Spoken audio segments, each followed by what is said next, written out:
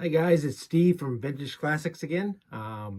Today I decided to put together a little short little video on the 1971 Topps football set.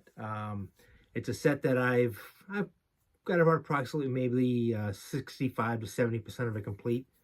I am working on that. It's the year that I started my first collection of football cards as an 8-year-old kid buying packs, 10 cents a pack at the time. I wish the prices were that way right now. But I did put aside 20 cards that I'm going to show you here shortly. It's a 263 card set. The book value is right around $750 to $800, sometimes slightly more. Obviously, condition based. If you can find a set that's at near mint condition, you're going to pay a lot more money. But on the average, if you find a decent set that's in very good condition to excellent condition, you'll pay about $750 to $800, $900 in that price range. There are some key rookies in the set. You have Mercury Morris in there. You have Ken Houston in there. Willie Lanier is in there. Joe Green is in there. Mean Joe Green from the Pittsburgh Steelers. Terry Bradshaw is in there. Marty Schottenheimer. And there's a few other really good players that are in that set. But I wanted to show you about 20 cards. This won't be that long of a video. It's been a few weeks since I made my last one, so I figured it's about time to do another one. I do appreciate everybody who's been watching my videos and those that have subscribed to me. It means a lot to me. It's something that I'm new at. This is, I think, my 5th or 6th video put out. And I'm trying to pick, different things to show you all the time. It's been mainly vintage baseball. I mix in a little bit of hockey in one of my videos. But this is the going to be a football one for today. As you can see, my Patriots hat on. Not too good of a year, but this week we have the free agency period starting. I believe it's on Wednesday. So, all you guys, whatever teams you're a fan of, hopefully there'll be some action. From what I've been reading and hearing, I think it's going to be a busy free agency period in the NFL. So hopefully my Patriots will make a few additions that'll help us out. All right, I'll start off with Charlie Taylor from the Washington Redskins. Really good wide receiver. Oops. A little bit of a glare there. I apologize for that. He was a very gifted wide receiver for the Washington Redskins. I remember watching him as a kid play. So a lot of these cards, I'm sure, as with you guys, as you go through them and you look at players, you remember seeing them as growing up, watching them as your local team or on the game of the week or whatever. And he's one of the ones for me. Then you get Deacon Jones from the Rams, part of the fearsome foursome that the Rams had. I'll show you the back here. There you go. And you can remember that I talked about in one of my previous videos, the little cartoons that are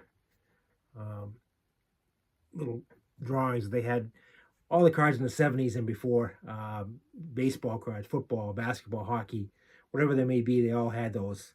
And it makes it unique. As today, these cards are more glittery and flashy, and you get your one-on-ones or your relics, insert cards, whatever. But to me, you can't beat the vintage cards. So, but everybody has their own likes, and that's what makes this hobby great. So, next up from the Green Bay Packers, great quarterback, Bart Starr. If you're a Packer fan, everybody knows about him. Here's the back of it.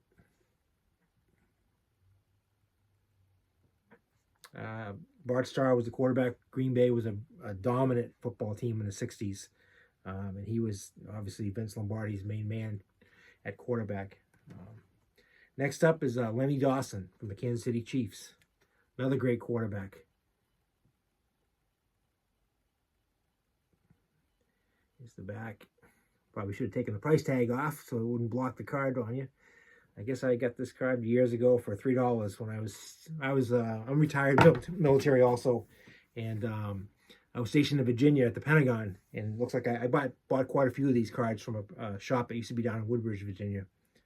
All right, next up from the Dallas Cowboys, you got Bob Lilly. A lot of Cowboy fans out there. He was a great player.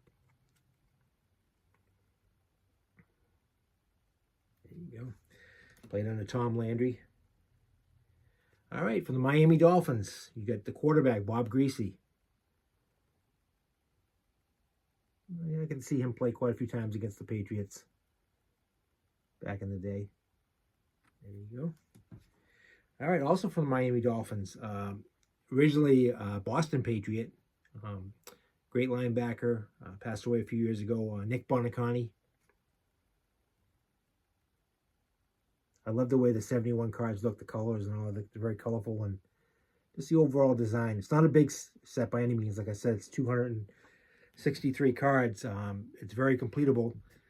The one that's going to cost you some money, obviously, is Terry Bradshaw's rookie. And, for the most part, Joe Green can get up there, too.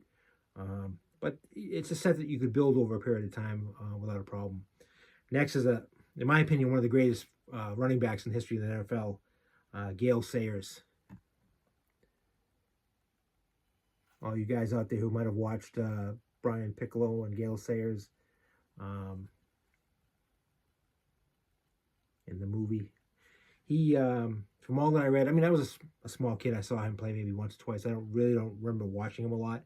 But I guess he was never the same after Brian Piccolo died.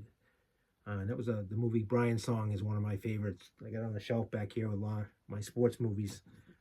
Great movie to watch. If you haven't watched it, by all means, if you can get a chance to watch it, do so. From the Green Bay Packers, a great linebacker, tough, right up there with Dick Butkus. You got Ray Nitschke from the Green Bay Packers. I love even though I'm not a Packers fan, I do respect the organization and the team. I love the uniform colors. A lot of history there, like I said earlier, with Vince Lombardi. All right, another one from the Rams. You got Merlin Olsen.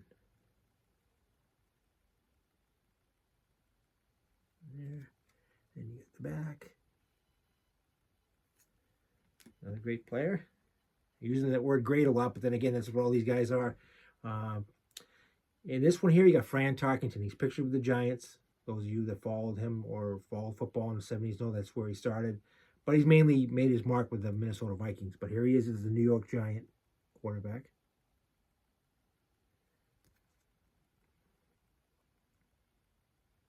There we go. All right, another quarterback, San Francisco 49ers, John Brodie.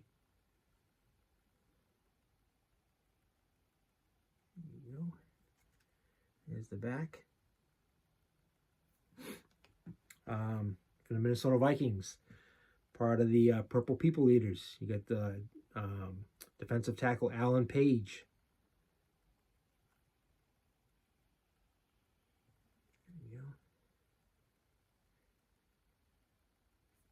Vikings are another team like Buffalo that made it to 4 Super Bowls. In fact, their coach, Bud Grant, just died, I believe, like 2 or 3 days ago.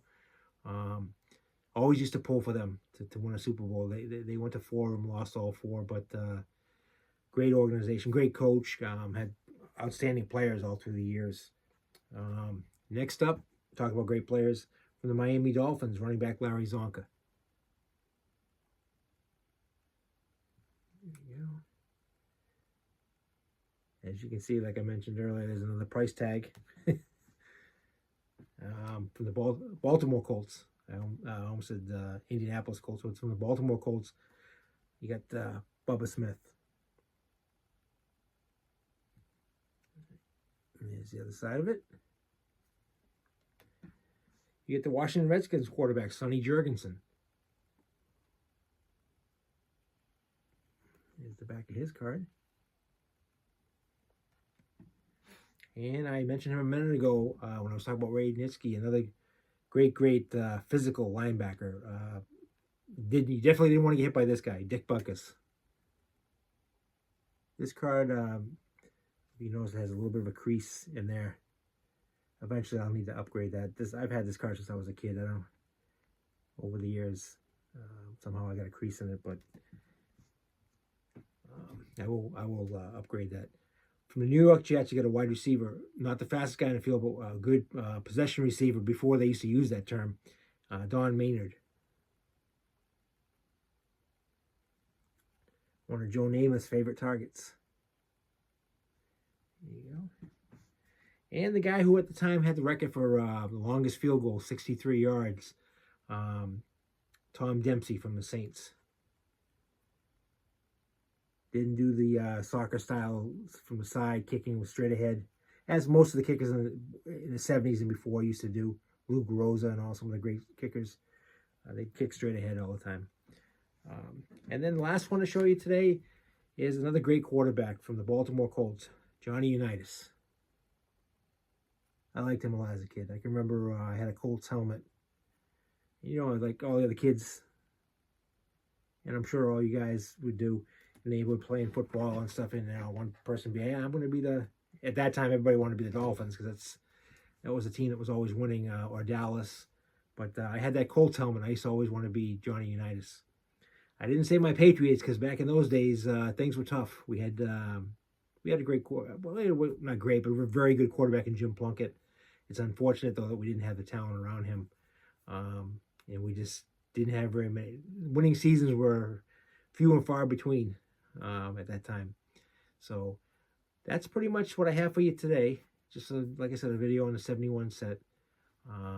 If you want to leave any comments, I appreciate it. Or if you want to like or subscribe to it, it means a lot to me. Like I said, I'm going to try to keep putting out videos on different subjects. Most of them are going to be vintage, to be honest with you. I'm probably going to do one on some of the graded cards I have in the very near future. I have one I'm waiting on now. I just, Cam Neely's rookie card, 1984-85 O-Pee-Chee. I picked that up the other day on eBay, so I'm waiting for that to come in. But again, I hope you guys having a good week, and just keep on, like my saying is, just keep on collecting. You know, it's a great community we have. I mean, I've gotten some, and I've only been doing this since I really started in January, so it hasn't been that long, a month or two, and I've gotten some great comments from people and stuff, and I've actually gotten to email back and forth with some of you guys. And it's something that I enjoy, and I love talking sports memorabilia. To me, it's I don't want to be repetitive in my videos, but it's a great hobby. It's something that you can pass on to your family. Some, you know, like a lot of stuff I have in this room. You know, my kids aren't so much into it. They're older. The youngest is 21, the oldest is in her 30s. They're not really so much into this. They know what it means to me, though, and so, you know, I try to educate them on some of the things I have and things that I would like for them to hang on to, and you know, a lot of the other stuff eventually. Not during my lifetime, because I can't bring myself to sell any of this stuff. I know that sounds pretty bad, but I'm not in it for the money. I just love the cards. If any of you guys ever want to trade or anything, just reach out to me. I really enjoy that. Like I said, I live in Massachusetts, but you know, we can always figure out some way of making a deal, whatever you want, whatever works for both of us. So, all right, but have a good rest of your week. Thank you for watching. I will put out some more videos when I can soon. And just, you know, continue collecting and have a good time. Take care. Bye.